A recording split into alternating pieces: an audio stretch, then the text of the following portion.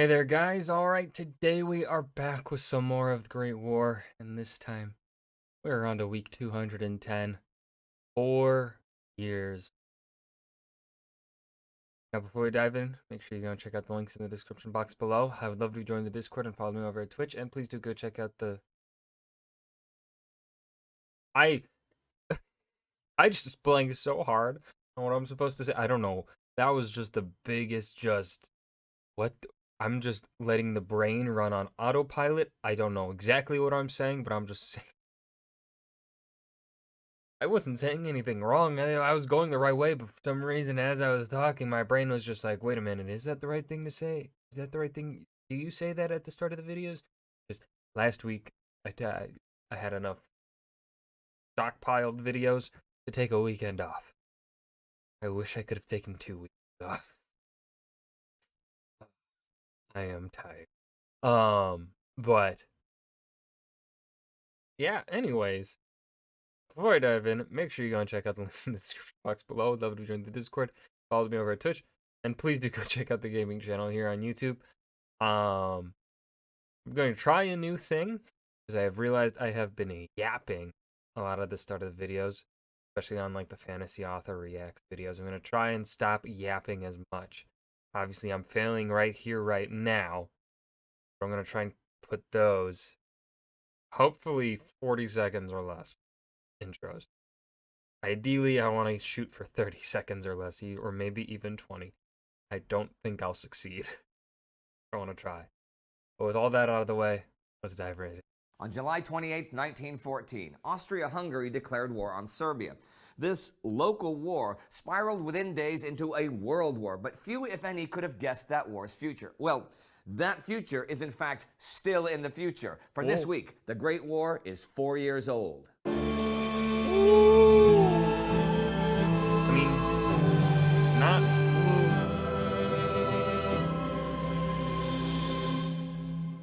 War bad. I'm Indy Nidell. Welcome to the Great War. Last week, the Germans were pushed back at the Marne and the Somme, but as the week progressed, the Allied advance slowed and slowed. The Germans themselves mounted an attack at Lem, but this was a failure, and the German High Command agreed. I'm curious if we'll ever see, if in the weeks that remain, if there will be any moment that looks as though the Germans are going to have a chance at breaking through. My assumption is no. It is from here on essentially going to be the Allies pushing the Germans back slowly, inch by inch. To shelve its next planned offensive. The Allied commanders, though, met and agreed to a series of new offensives all along that front. 4 years of war, but something big happened in July 1918. The initiative on the Western Front had changed sides. Since the beginning of the year, it had lain with the Germans, and now it was with the Allies. The Germans had taken a great deal of territory and even come close to Paris, but the Allied counterattack at the Second Battle of the Marne, the implementation of defense in depth to counter the German shock troops, and the arrival of the Americans in force had turned the tide. In Champagne, between July 18th and early August, 270,000 Americans have seen action. That's a bit less than twice as many as had seen action in all the German offensives from March 21st up to July 15th. Even this week, on the 28th, American troops enter Fère and Tardenois. When they advance eastward from the town towards Seringe and Cergy, they face the Prussian Guard, who viciously counterattack again and again. So the Americans withdraw from Seringe like they're retreating and draw the Guard in. But the Americans had in actuality surrounded the village from 3 sides. The fighting that ensued was very bloody, but the Americans held their position. They also finally took Cergy after twice being driven from it. Here's a one interesting what if scenario that could be from especially with what we've kind of gotten of the war and kind of what we've sort of heard politically happening among the soldiers and back home for these nations at war. I'm curious, actually. When I started the series, I think, like most people, when you talk about World War I and American involvement, you don't really think of them as being all that important because they joined in the last few months here is when they really start to arrive in force, and a lot of people just kind of wipe them away as not really being all that important. They fought in a couple important battles, and certainly helped hold the line, but a lot of people, I think, just generally wipe them away and say the Allies would have held the line in the spots the Americans were anyway. Um, Now I do probably agree with. I would say I'd probably agree with the statement that the Allies, the Entente, could have probably held the line without the Americans.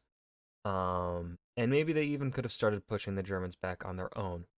But I think when we talk about that and just wipe away the Americans, I think we are really forgetting, and maybe it's because we ourselves don't can't really comprehend this kind of effect because we really haven't seen its like before um in wartime, certainly not in any of our modern wars, at the very least post World War One. The effect of on morale that fresh troops have that have not seen war, and not only that but also are logistically now also a well supplied army. Because as I said before, the one thing the American army essentially can do exceptionally well, better than any other nation, is supply the troops far from home. The Americans have no competition in that regard, especially in the modern day. Um, of course, there are still going to be logistical errors. Like any veteran that maybe hears me talking about this will be like, "Oh, didn't get this stuff or whatever." And it's like, yeah, but you're still better supplied than any other nation, you know. Yeah, but yeah, I'm curious. I personally believe that had the Americans not joined, I think because of this series, I might be leaning towards the belief that if the Americans had not joined and gotten there when they did, or just they just did not join, I think I think it is because of the Americans that the Treaty of Versailles happened. Because because of them, they are essentially the driving force in boosted morale and boosted capability behind the Entente to attack the Germans, right? The British and French do not have the manpower really to do these assaults. But now that they got Americans arriving, they can afford it now. We want to just look at soldiers on the battlefield as numbers, people to die, as just numbers, be as a resource to be expended. They now have a bit more of that resource to expend on fighting back and pushing. Um, could the Treaty of Versailles still have happened had the Allies not been there? Probably, maybe. But the reason I lean against the Treaty of Versailles really happening is because of the problems that we have seen in the French military in 1917. We know that the Germans are going to have some problems coming up. The Turks have the Arab Revolt happening. I think really the only nation that might have gotten out of it without some massive political, societal, socio-political upheaval really would have been Britain, and they probably would have just left. I'm like, this is messy. We're just gonna leave now, you know, because Germany would have gone into civil war. France might have be dealing with revolts as popular uprisings as well. Um, I I truly believe that the Americans essentially kept that stuff from happening because the Americans' arrival shortens the length of the war. Um, because now, blah blah blah. I don't think I need to explain why I believe the Americans shortened the war. I think that's largely an accepted fact that the Americans did indeed help shorten this war. Um, but rambling. Story from Martin Gilbert from there. On August 2nd, the American Rainbow Division near Cergy heard the sounds of vehicles on the move. Douglas MacArthur, its chief of staff, went forward through no man's land to find that the Germans had left their positions and pulled back, leaving only men too wounded to move behind. He also estimated passing 2,000 corpses, and when he examined the insignias on some of the men, he found them to be from at least 6 divisions. The Germans had abandoned their front lines.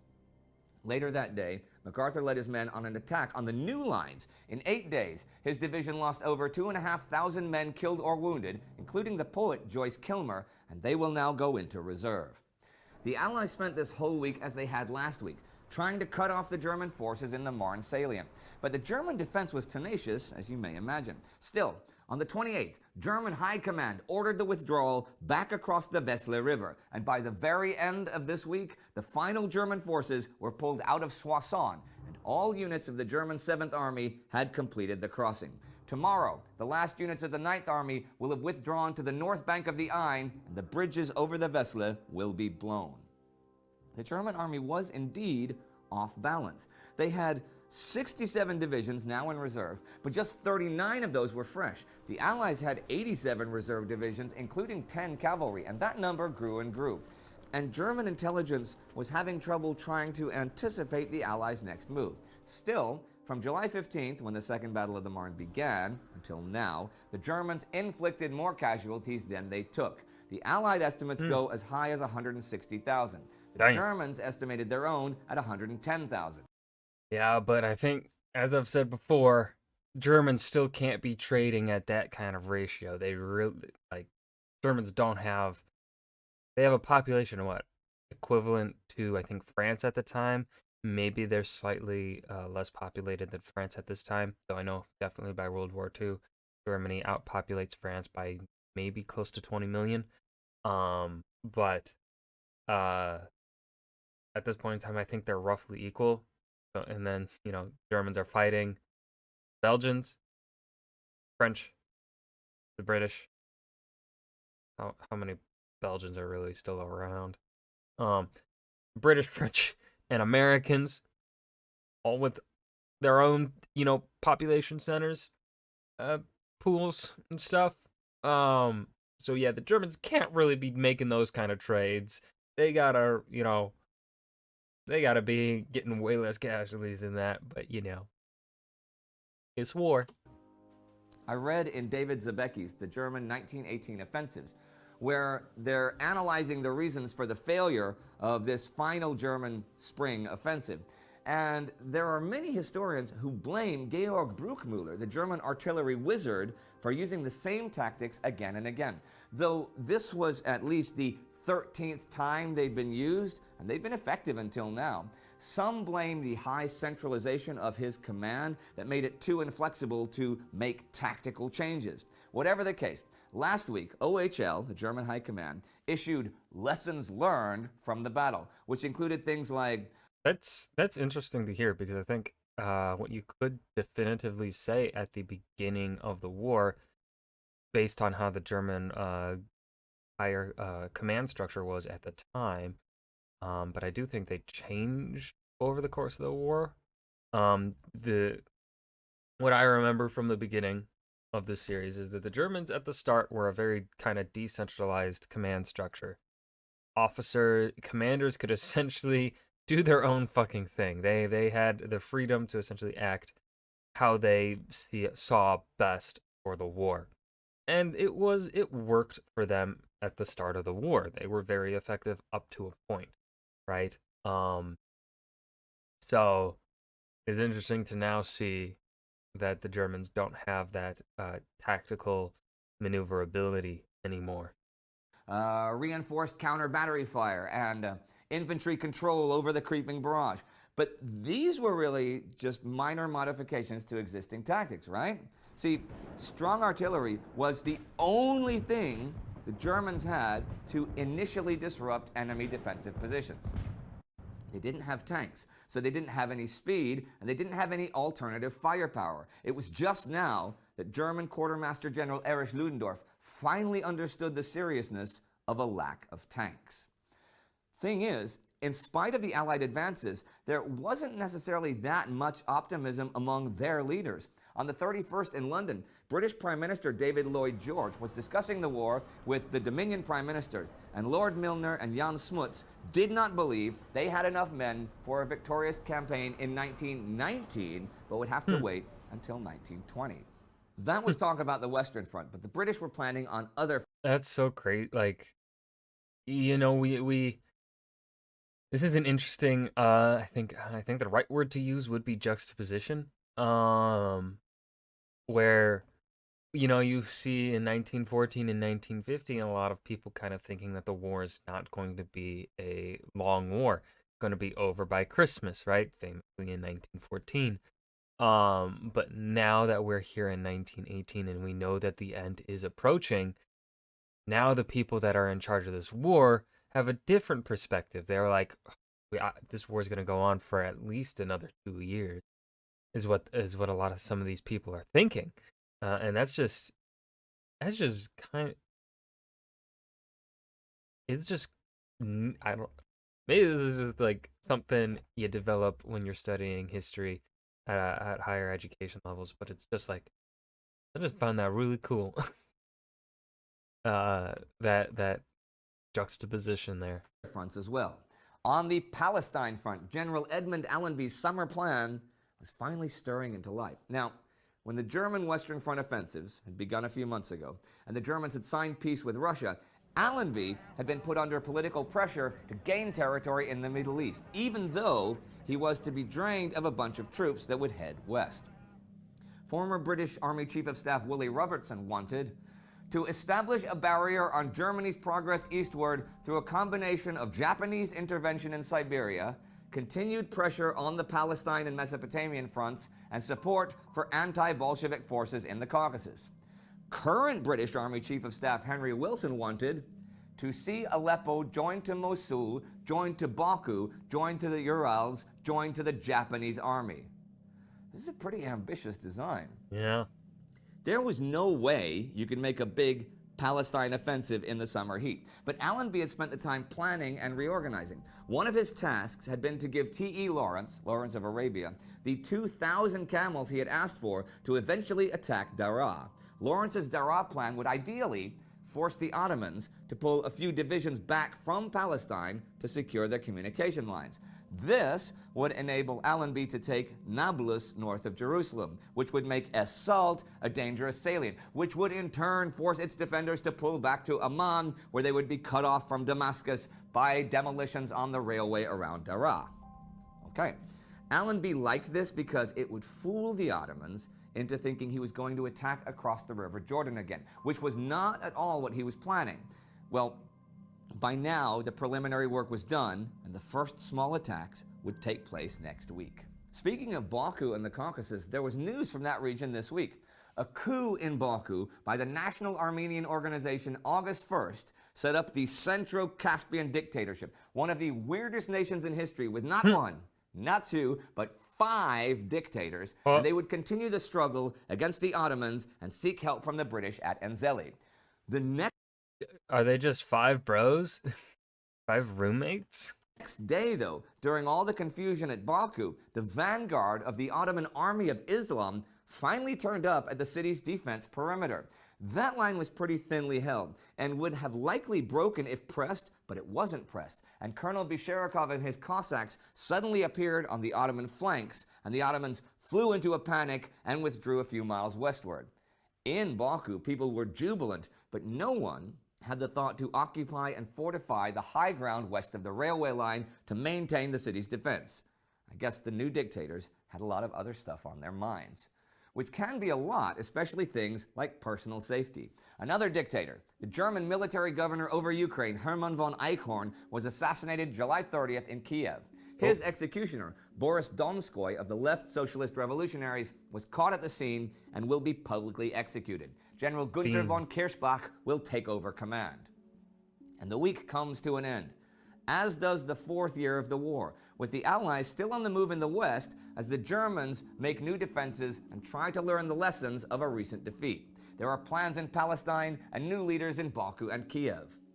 So, how shall I end today? Well, I'll do so with a quote. Now, for all the tactical skill possessed by Ludendorff and his associates, we've mentioned several times his problems with longer term operational planning and goals. And here's a quote from David Zabecki on this, the 4th anniversary of the outbreak of the war, about the leadership of the two sides on the Western Front. Zabecki actually ends the German 1918 offensives with this: "It is impossible to escape the conclusion that time after time Foch simply outgeneraled Ludendorff, because the Allied generalissimo had a far better understanding of the strategic and operational realities and dynamics during the first half of 1918.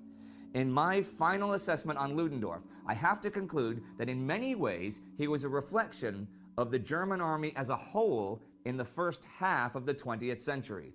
Tactically gifted, operationally flawed, and Roasted. strategically bankrupt." If you'd like to learn more about the Entente defenses during the German spring offensives in 1918, you can click right here. I think that if had Ludendorff been supreme German general at the start of the war, I think things could have gone a whole lot differently. I both believe that that tactical flexibility that the Germans had at the start was a bonus, but also, as we saw, it did quickly become a negative for the Germans as well. So I think, what if Ludendorff had been the one in charge from the beginning? How would things have changed? I think the Germans probably would actually have been in a better position. Because that's one thing about the German army, especially at the start of World War One, is that it is a very organized and essentially efficient fighting force. It is not wrong to say that the German army at the start of World War One is one of the best military forces seen in human history. It is just quite simply one of the best that the world has ever seen, because of the generals that it did have and just the overall quality of its troops, in comparison, especially to those around at the time. But yeah, that was 4 years of war, the Great War, week 210. I hope you guys enjoyed. Remember to hit that like button and subscribe for more. I'll see you guys in the next video. Peace.